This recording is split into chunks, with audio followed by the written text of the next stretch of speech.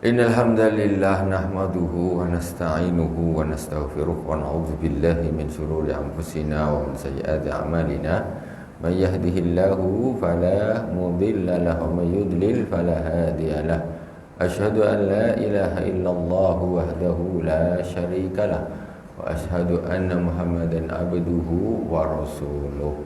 Allahumma shalli ala sayyidina Muhammadin Tibbil qulubi wa dawaiha wa afiyatil abdani wa shifaiha wa nuril absari wa diyaiha wa ala alihi wa sahbihi wa sallim. Ila hadratin Nabil Mustafa Muhammadin sallallahu alaihi wasallam wa jami' ikhwani min al-anbiya wal mursalin wal awliya wa sada wa salihin wa jami' ammatir rasyidin wa jami' masyayikhina fid din, khususan Abu Yasin Muhammad bin Ali al-Malik al-Hasani wa Abu Yasin Ahmad bin Sayyid Muhammad bin Ali al-Malik al-Hasani, khususan ila Sayyidina Al-Imam As-Sayyid Abdullah bin Ali Al-Haddad amaddanallahu bimadadihim wa fadha alaina min barakatihim wa anwarihim wa ulumihim fid dini wad dunya wal akhirati bisirril Fatihah. A'udzu billahi minasy syaithanir rajim. Bismillahirrahmanirrahim.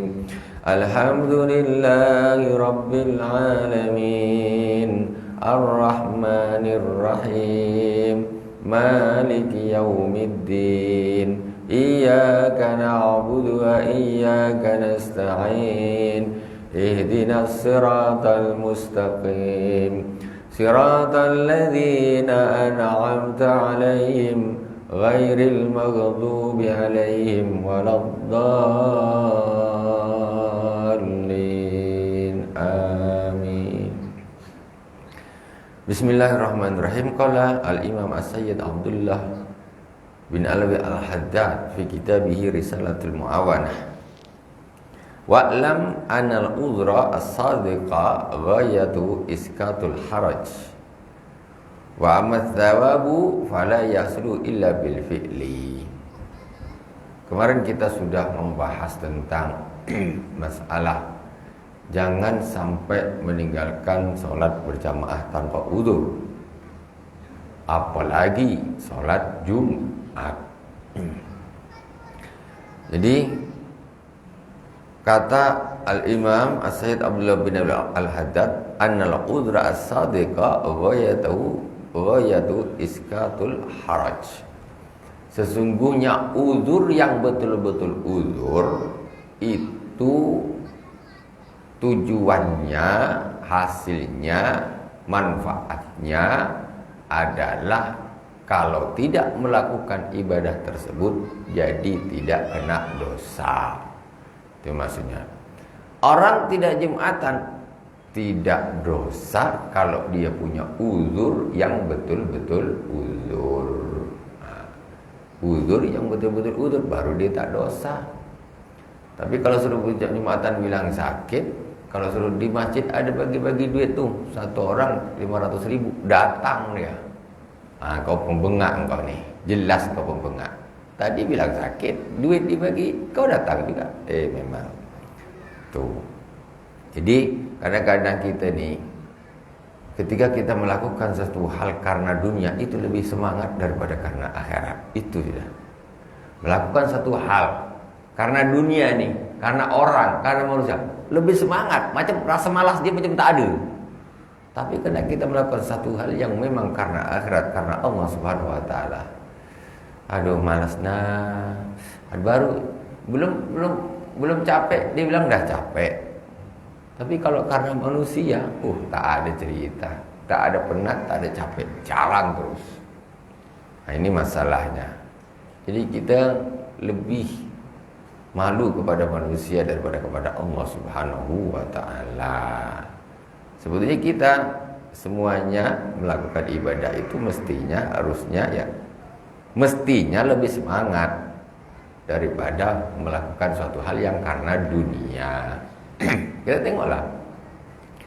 Kita sekarang kerja yang memang kadang orang kerja ini memang niatnya cuma cari duit aja.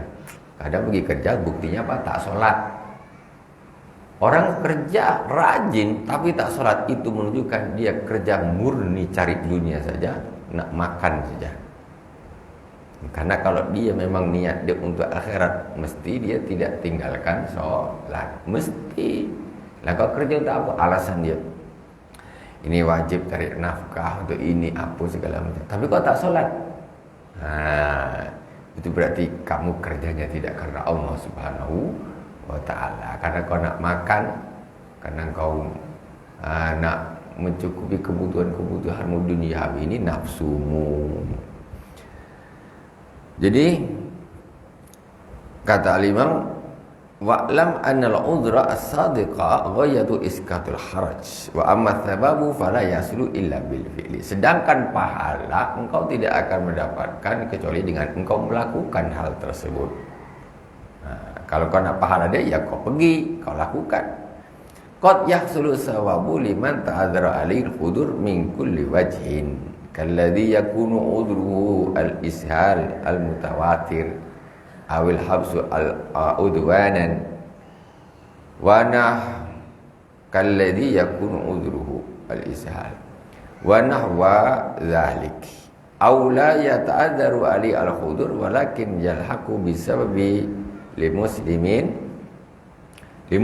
ghairihi masyaqqah syadidah kalladhi yakunu udruhu tamridus da'i wa nahwi wa saibu hadzal uzub alladhi qablahu in qarana udruhum al-huzn wa tahassur ala tarikil hudur hasala lahum thawab.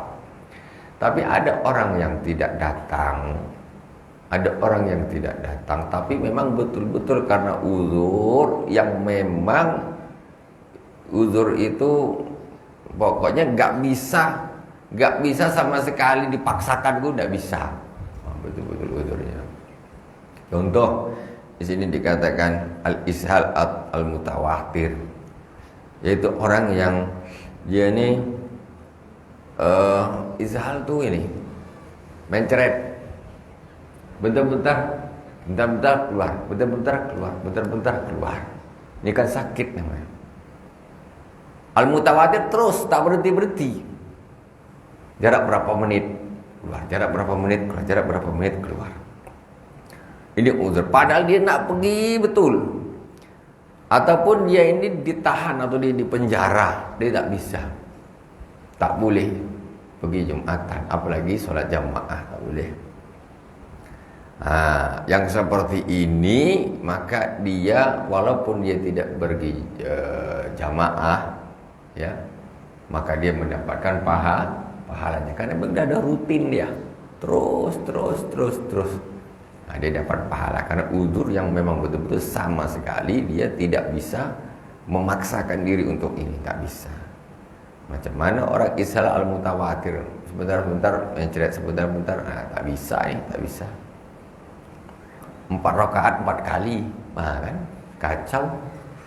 Tak bisa ni saya. 4 rakaat 4 kali, macam mana? Nah ini contoh. Tamridud da'i wa nahwi. Jadi ketika dia punya uzur itu juga, dia ada merasa sedih, merasa rugi. Ya Allah, aku sebetulnya nak ke masjid, sayang betul aku tak jamaah. Sedih hati. Lain dengan orang dapat uzur tapi dia senang. Maksudnya aku jadi tak pergi ni, tak ada alasan tak pergi. Maksudnya dia tak ada rasa sedih. Maksudnya dia kadang dia entah kena uzur apa. Memang itu uzur. Tapi di dalam hatinya dia tak pergi ni, dia tidak ada merasa sedih kenapa aku jadi tak bisa pergi. Aku kenapa aku jadi merasa rugi gitu kalau aku pergi kan enak pergi. Jadi ada merasa sedih lah. Menyayangkan kenapa aku tak bisa pergi. Tapi kalau dia tak ada rasa gitu, tambah senang. Inilah boleh jadi alasan aku jadi tak dosa. Ini kan lain. Jadi aku tak dosa. Ini jadi ada perbedaannya. Summa innal mu'minal kamila la yadau syai'an mimma yuqarribu ila Allah wa in kana lahu bi tarki alfu udhrin hatta ya'lama anna tarkahu ahabbu ila Allah min fi'lih wa hadha aqallu ma yattafiq. Kemudian sesungguhnya orang yang beriman yang sempurna, kata Sayyid Abdullah bin Al-Haddad, itu dia tidak akan meninggalkan sesuatu yang sesuatu tersebut bisa mendekatkan dirinya kepada Allah Subhanahu wa taala. Tak akan dia tinggalkan. Tak akan dia tinggalkan. Wa in kana lahu fi tarki alfu udhrin, walaupun sebetulnya ini ada uzur, 1000 uzur, tapi ini perkara ini bisa mendekatkan diri kepada Allah SWT. Jadi dia tidak menyerah dengan uzurnya. Orang mukmin yang kamil. Jadi macam mana ini uzur. Pokoknya macam mana aku bisa datang. Macam mana aku bisa datang? Aku jangan sampai terlewatkan sesuatu yang bisa mendekatkan diriku kepada Allah Subhanahu wa taala. Kadang kita tak ada uzur, tak pergi. Ini orang 1000 uzur, dia tetap berusaha nak pergi. 1000 uzur, itu betul-betul orang yang iman yang sempurna. Maksudnya dia tidak akan meninggalkan sesuatu apapun yang sesuatu itu bisa mendekatkan dirinya kepada Allah Subhanahu wa taala. Karena hakikat kita ibadah ini mendekatkan diri kepada Allah. Macam mana bisa dekat, tambah dekat, tambah dekat, tambah dekat, tambah dekat. Bukan hanya sekedar kenapa sholat wajib, kenapa puasa wajib, kenapa zakat wajib, kalau tak zakat dosa. Bukan cuma gitu. Kenapa haji wajib, kalau tak haji dosa. Bukan. Tetapi orang ibadah ini untuk supaya mendekatkan diri kepada Allah Subhanahu wa taala, mencari ridho Allah Subhanahu wa taala, bukan hanya sekadar kewajiban. Jadi umpamanya tak wajib, tak melakukanlah. Seandainya sholat 5 waktu itu tak wajib, macam mana? Kenapa? Tak wajib, jadinya tak dilakukan. Jadi sebetulnya mendekatkan diri ibadah-ibadah kita itu sebetulnya kita tuh yang butuh tuh kita, bukan Allah Subhanahu wa taala butuh kita sembah. Bukan Allah Subhanahu wa taala butuh kita sholat. Enggak, yang butuh sholat itu kita. Karena sayangnya Allah Subhanahu wa taala kepada kita, Allah mewajibkan. Wajib. Seperti seorang anak dimarahin orang tuanya, wajib sarapan. Kalau tak sarapan, tak boleh sekolah, tak boleh pukul. Seorang ayah mewajibkan anaknya sarapan. Seorang ayah mewajibkan anaknya makan siang, makan, minum. Jadi karena ayah, kenapa begitu? Karena si ayah ini sayang, jangan sampai dia meninggalkan sesuatu yang ini sangat-sangat dia butuhkan. Sementara kita, kadang-kadang kita ini ibadah-ibadah yang diwajibkan ini merasa itu beban. Sebetulnya ibarat anak kecil itu sarapan, makan siang, itu bukan beban, itu kebutuhan. Tapi orang tua yang mewajibkan itu. Anak kecil mau dia main aja, tak mau makan, tidur, wajib tidur. Kau tak tidur, marahin sama orang tua, pukul, disuruh tidur kok wajib. Iya, karena itu baik bagimu nak.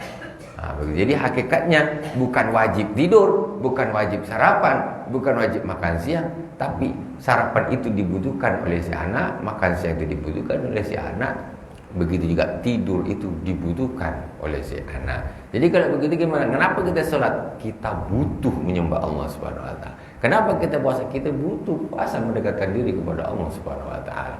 Kenapa kita berinfak? Kita butuh berinfak untuk mendekatkan diri kita kepada Allah Subhanahu wa taala. Bukan wajib zakat, kamu bayar. Kau tak bayar zakat, dosa engkau. Bukan begitu. Itu sangat awam sekali, ya, sangat awam sekali. Kemudian kata Sayyid Abdullah bin Al-Haddad, hatta ya'lama anna tarku ahabbu ilallahi min fi'lih, sampai dia ini tahu kalau dia tidak melakukan itu lebih disukai sama Allah daripada dia melakukannya. Umpamanya ada uzur, ini di segala upaya dia harus bisa melakukan walaupun dia punya 1000 uzur. Sampai batas mana dia tidak memaksakan diri, sampai batas ketika pada satu titik yang dia tahu ini kalau aku melakukan dan aku tidak melakukan, lebih bagus aku tidak melakukannya. Maka milih mana? Milih yang tidak melakukan, yang itu lebih bagus, yang lebih dicintai oleh Allah Subhanahu wa taala karena terlalu memaksakan diri. Contoh gimana? Puasa ketika musafir. Jadi Rasulullah Shallallahu Alaihi Wasallam pada suatu hari itu melihat ada seorang lemah sekali, pokoknya dah mau pingsan, dah mau pokoknya lemah. Kenapa dia tuh? Lapar, haus, lemah gitu. Kenapa dia? Dia berpuasa apa sementara dia musafir? Apa kata Rasulullah SAW? Laisa minal birri as-sawmu fis safar. Kata Rasulullah, bukan termasuk perbuatan bagus puasa di dalam safar. Maksudnya gimana? Ini bingung orang ada yang artikan. Maksudnya begini, ini sama ulama tak lazim, ulama digodok, kemudian dalil-dalilnya digodok, dalilnya sama ulama. Jadi yang dimaksud yang mana kita musafir ini lebih kan puasa ini bagus nih, taqarrub ilallah. Tetapi ke dalam posisi yang terlalu memaksakan diri sampai dia nak pingsan, sampai dia nak sakit atau entah bisa-bisa masuk UGD, dia bisa-bisa masuk kuburan, dipaksakan aku nak puasa, tetap aku nak puasa. Itu posisi seperti itu Allah lebih melalui lisannya Rasulullah SAW, Allah itu lebih mengarahkan, menyuruh kepada tak usah puasa kalau engkau memang sedang dalam posisi yang sangat berat seperti itu. Makanya kata Rasulullah, laisa minal birri as-sawmu fis safar. Tidak termasuk kebaikan puasa ketika safar. Maksudnya, kemudian kata ulama, ini maksudnya safar yang dia sangat berat baginya, memaksakan diri sehingga puasa itu bermudarat baginya. Kalau sudah macam gitu posisinya lebih bagus engkau tidak puasa. Sampai di titik ini. Jadi kata orang-orang yang iman yang betul-betul katanya, kalau memang secara syariat aku ini memang lebih bagus tidak, ya aku pilih yang tidak.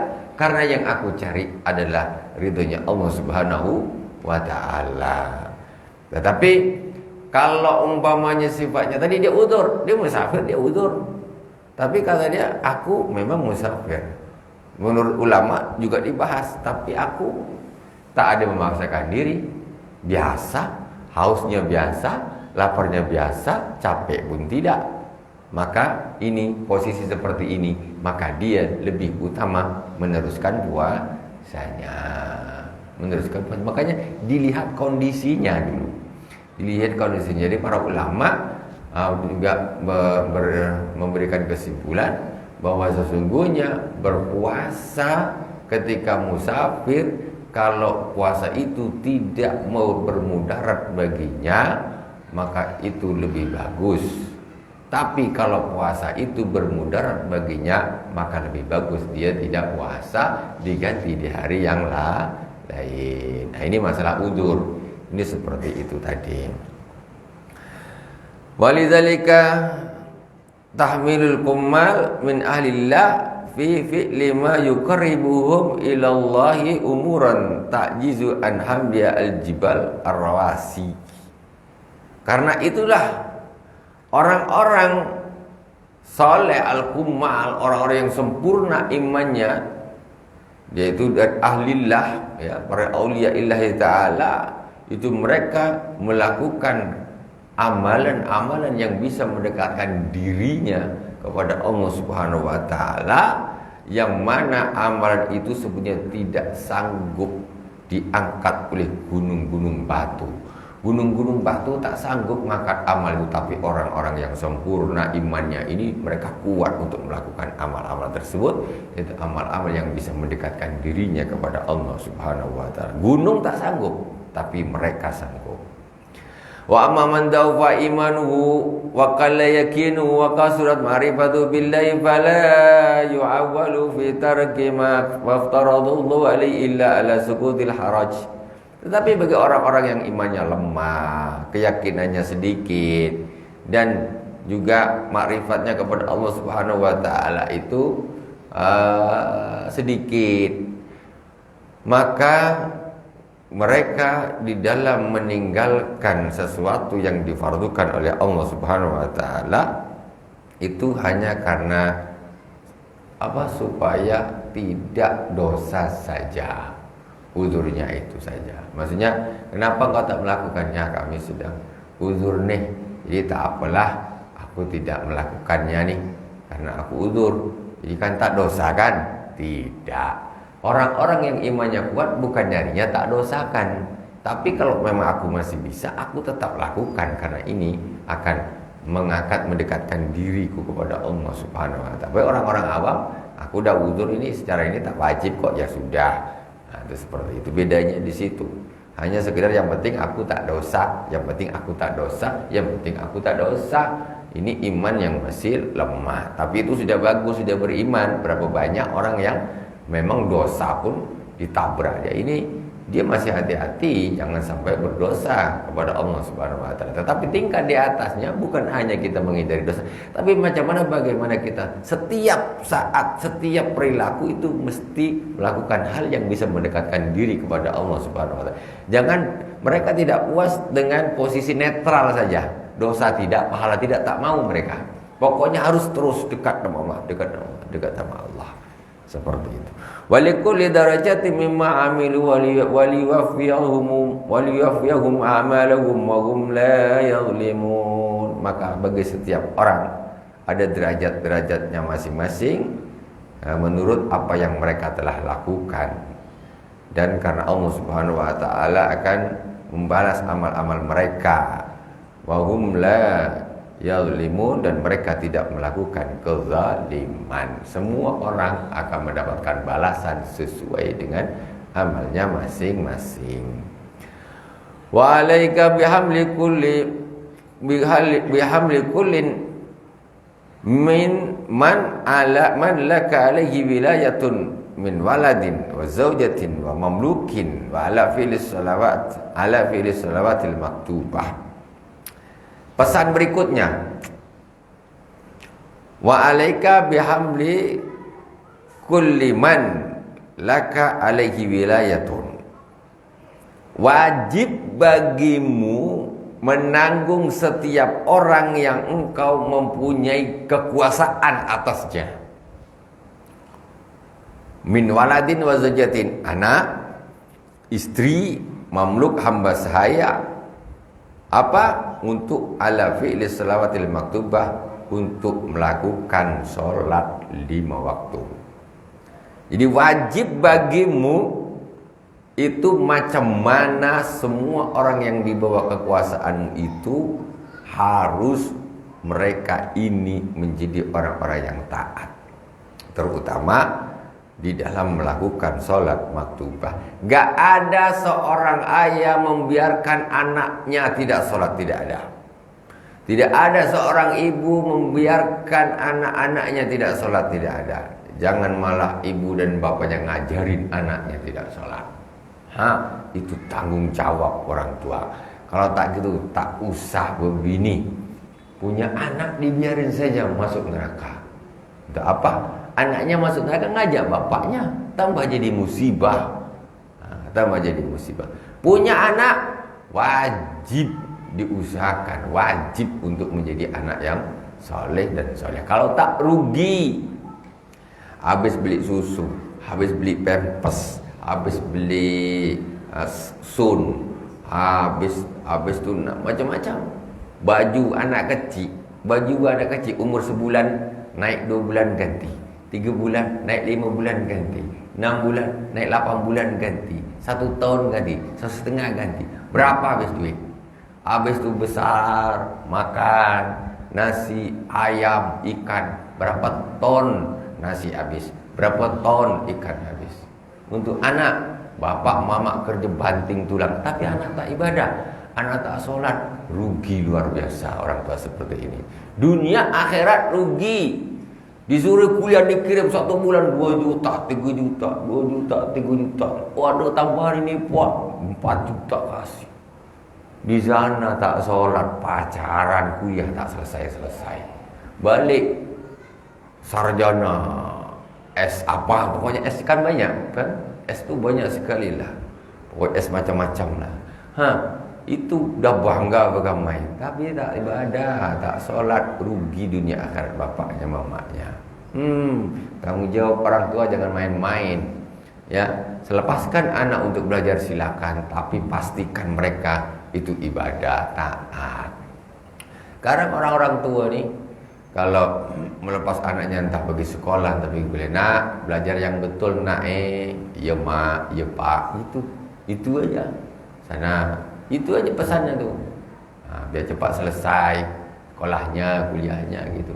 Coba kau pesan orang tua. Berapa orang tua yang berpesan kepada anaknya ketika mengantarkan anaknya untuk sekolah di tempat yang jauh umpamanya atau kuliah, nak, engkau jangan sampai tinggalkan sholat ya nak. Itu pesan orang kayak gitu. Kau jangan kau tinggalkan sholatnya, kau jangan lakukan macam-macam maksiat. Kau tak usah pacaran nak, dosa. Kau cuma tugas kau belajar, ibadah jangan kau tinggalkan. Mak tak nak engkau balik jadi sarjana S1, S2, S3. Tapi kalau engkau itu melanggar aturan-aturan Allah Subhanahu wa taala, gelarmu tidak akan menyelamatkanmu dari neraka jahanam. Tak bisa. Duit mama, duit bapak habis diberikan, tetapi ternyata anaknya tidak jadi apa-apa, balik bangga punya gelar S1, S2, S3. Bangga, setan semuanya jadinya. Sementara ibadah tidak, isinya sombong sana, sombong sini, ibadah tidak habis. Itu orang tua yang seperti itu, orang tua yang rugi dunia akhirat rugi. Di akhirat vonis anaknya, orang tuanya rajin sholat saf pertama terus. Tapi nanti di akhirat ketika anaknya divonis neraka karena tidak mau ibadah, gak mau sholat, gak puasa, tak terima ya. Bapak sama mama tidak pernah menekankan saya untuk sholat, gak pernah. Saya sholat silakan, tak sholat silakan, tapi tiap bulan kirim aku duit. Apa tak rugi? Hanya bapak sama mamanya ditarik, ikut menemani anaknya di neraka. Apa tak rugi? Nah, itu perlu dipikirkan. Sekarang berapa banyak orang tua yang hanya berbangga kepada anaknya karena profesi duniawi, karena gelar duniawi. Itu udah bangga luar biasa. Kerja di mana bangga. Sholat tak anak engkau nih? Itu profesor tak sholat masuk neraka. Apalagi cuma gelar S1. Tak ada cerita. Besok di akhirat dipanggil tak ada profesor, tak ada doktor, tak ada MA, LC, tak ada tuh, nama saja Fulan bin Fulan. Udah, itu saja. Jadi itu penting. Makanya mindset harus dirubah. Kita ini hidup di dunia ini untuk ibadah. Allah Subhanahu wa taala berfirman, "Wa ma khalaqtul jinna wal insa illa liya'budun." Tidaklah aku ciptakan jin dan manusia kecuali untuk beribadah kepadaku. Orang tua ini tak usah ngiri lah dengan orang-orang yang dengan kehebatan duniawinya, tak usah ngiri. Mereka itu tertipu, ya. Mereka yang berbangga dengan dunianya dengan meninggalkan ibadahnya itu orang-orang yang tertipu. Jauh tertipu. Orang tua jangan gitu. Kalau orang tua pikirnya dah gitu, anaknya hancur. Anak ini ikut orang tuanya, diarahkan kemana begitu. Bukan main bangga anaknya dapat juara, tamatanya bagus, tetapi ibadahnya tidak diperhatikan. Ini orang tua seperti apa ini? Orang tua yang tujuan anaknya hanya sekedar untuk menjadi kebanggaan hidup di dunia. Orang tua yang hanya menjadikan anaknya ini ATM untuk dia nanti. Jadi anaknya kerja di mana ngirimin duit banyak, itu sudah senangnya luar biasa. Salah, ya. Tidak usah begitu. Jadi itu tanggung jawab orang tua. Suami juga punya tanggung jawab atas istrinya. Jangan sampai ada suami punya istri tak sholat. Jangan sampai nasihatin tak mau ganti istri baru. Apa susah? Iya bu, untuk apa? Tak ada guna. Nasihatin tak mau engkau. Tak mau memang nak kena ganti memang nih. Tak bisa kalau diterus-teruskan macam ini.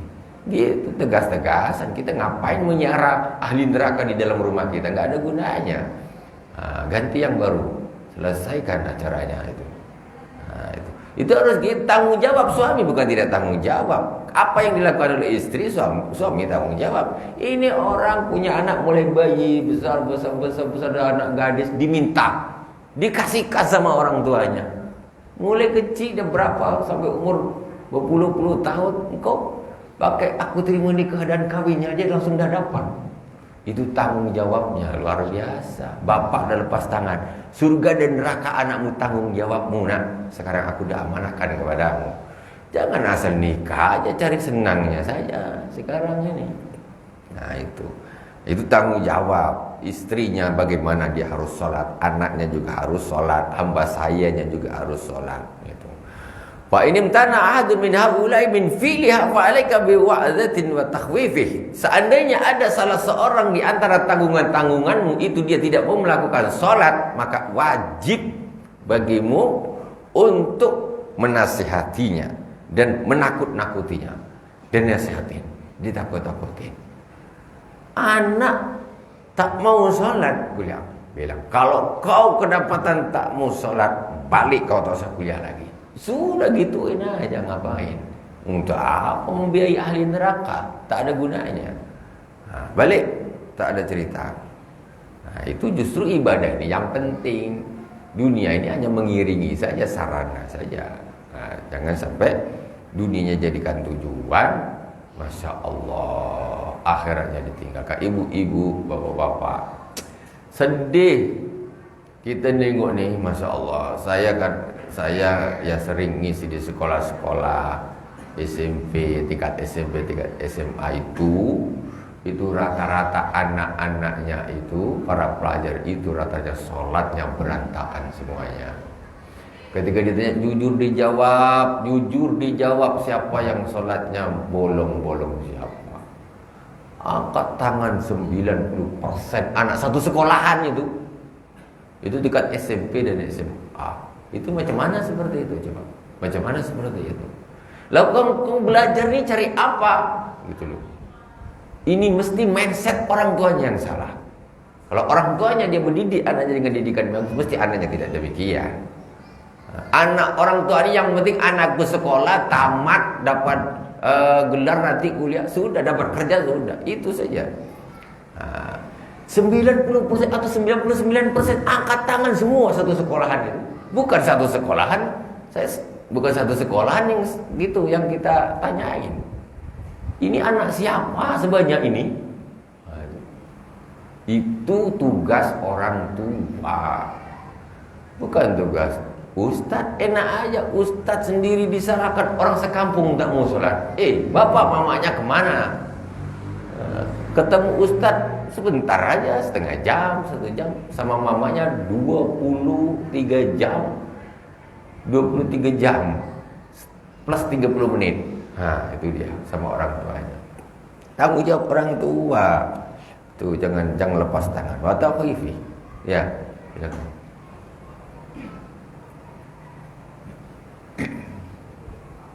Bismillahirrahmanirrahim. Assalamualaikum warahmatullahi wabarakatuh. Waalaikumsalam warahmatullahi wabarakatuh. Seperti mana yang Buya sampaikan tadi, bahwasanya kalau kita punya anak, istri, itu wajib kita mengingatkan bahwasanya mereka itu wajib untuk menjaga sholat juga ya. Ya. Sekarang gini Buya, banyak anak-anak kita di luar sana itu sholat Buya, sholat tapi menuntut ilmu fardu ain mereka jarang sekali kita lihat Buya. Ya. Kan sehingga walaupun mereka sholat tapi mereka tidak menuntut ilmu fardu ain, sehingga mereka tidak tahu secara rukun dan sahnya sholat, mengapa sih kesimpulan berwudu mereka juga tidak tahu. Dari situ mana yang lebih utama kita tekankan Buya? Apakah kita menekankan hanya untuk mengganti sholat, ataupun lebih ke arah sekalian kita menekankan tentang wajibnya belajar ilmu fardu ain Buya? Ya. Mungkin itu aja langsung dari Buya. Ya. Jadi itu satu paket, nggak bisa dilepaskan. Satu paket, ya. Seorang ayah itu juga wajib mengajarkan kepada anaknya semua yang diwajibkan syariat. Kalau kau punya anak, kau suruh sholat, sekaligus kau ajarkan tuh apa yang wajib di dalam sholat itu apa. Wudunya yang bagus macam mana, yang betul macam mana, sholatnya rukunnya macam mana, ini macam mana, puasanya macam mana. Semua orang tua punya tugas. Itu semua tugasnya orang tua. Kalau seorang istri, itu semua tugasnya suami mengajarkan istrinya. Sholat, ajarkan macam mana bang sholat ini. Oh ini yang fardu, ini yang itu suami punya. Suami yang menjadi tugasnya. Orang tua bertugas mengajarkan semua yang fardu, hukumnya fardu ain, betul, segala sesuatu yang wajib diketahui oleh setiap individu kaum muslimin. Suami atau ayah itu wajib. Terus kalau si ayah, si suami tak bisa, wajib dia mencarikan guru untuk anaknya atau guru untuk istrinya, agar orang yang ditanggungnya itu mengerti Sholat yang betul macam mana, puasa yang betul macam mana, itu tidak bisa dipisahkan. Ketika orang nyuruh sholat plus sholat yang betul macam mana, gitu. Nyuruh puasa yang betul macam, tunjukkan. Nah, sekarang macam mana orang tuanya aja tak faham, tak mau ngajarkan gimana, nyuruh belajar pun tidak. Jadi sholatnya ikut-ikutan aja anak-anak itu. Hanya mau sholat tak mau ya sudah, hanya begitu. Ini sayang, kita ini orang tua punya tanggung jawab yang luar biasa.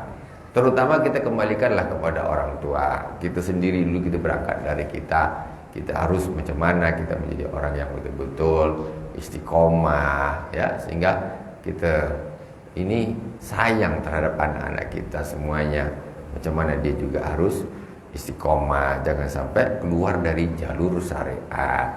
Semuanya kewajiban orang tua mengajarkan ilmu-ilmu yang dibutuhkan oleh si anak ataupun si istri. Itu tugas orang yang menanggungnya, suami ataupun orang tua. Kalau bisa ajarin sendiri di rumah, ajarin di rumah sendiri. Nah, kalau tak bisa, carikan guru. Sekarang bapaknya sholat baca fatihahnya banyak tak betul. Macam mana dia mengajarkan anaknya? Nah, itu perlu, ya. Begitu, itu satu paket, tidak bisa dilepaskan, tidak bisa dipisahkan. Kita akhiri sedikit. Fa'alika biwadu wa taqwi wa in tamarrada aw asra ala tarki fa'alika bidurbi wa ta'nifi. Kalau orang yang ditanggung itu si anak atau si istri sudah disuruh kok dia tetap ngeyel tidak mau, maka wajib bagimu memukulnya. Wajib pukul. Anak bu 10 tahun dia tidak sholat, wajib dipukul itu. Kalau ibu biarkan nanti dia bujang, dia gadis tak sholat dia tuh. Anak kecil umur 7 tahun sudah dimulai 8 tahun 9 tahun. Dia tak tahu wajib sunnah, tak tahu dia. Yang penting kalau mama ini kok nyuruhnya ngeri betul. Dia takut dia. Penting, ini berarti satu yang penting.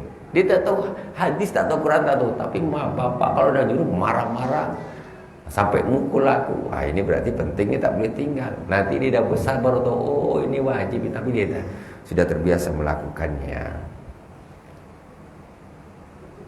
2 menit lagi. Jadi kalau dia melawan, tidak mau, tetap tidak mau sholat, pukul. Wajib dipukul. Fa in imtana walam yatarajjar anit tarki falaika bil muqata'ati wal mudabaratu. Kalau memang sudah dipukul pun tetap tak mau sholat, maka engkau putuskan dengan dia. Kau senah. Tak usah kau nak makan cari sendiri. Pergi sana. Aku tak mau makan, kasih makan kau. Fa inna tarikas salati syaitan ba'idun an rahmatillah. Karena sesungguhnya yang meninggalkan salat itu adalah setan yang jauh dari rahmatnya Allah SWT. Untuk apa setan dipeluk-peluk ini? Tak guna. Wah, kau udah suruh dipukul pun tetap tak mau. Ganti yang baru. Apa susah? Iya, kok setan dipeluk-peluk, tarik ke sholat setan, jauh dari rahmatnya Allah Subhanahu Wa Taala, jauh. Nah ini penting, ini tak sholat tetap sayang, kau ini cintamu bukan karena Allah, tapi karena nafsu. Wallahu Subhanahu Wa Taala a'lam. Subhanakallahumma wa bihamdik, asyhadu an la ilaha illa anta, astaghfiruka wa atubu ilaik. Wa sallallahu ala sayyidina Muhammadin wa ala alihi wa sahbihi wa sallam. Alhamdulillahirabbil alamin. Wassalamualaikum warahmatullahi wabarakatuh.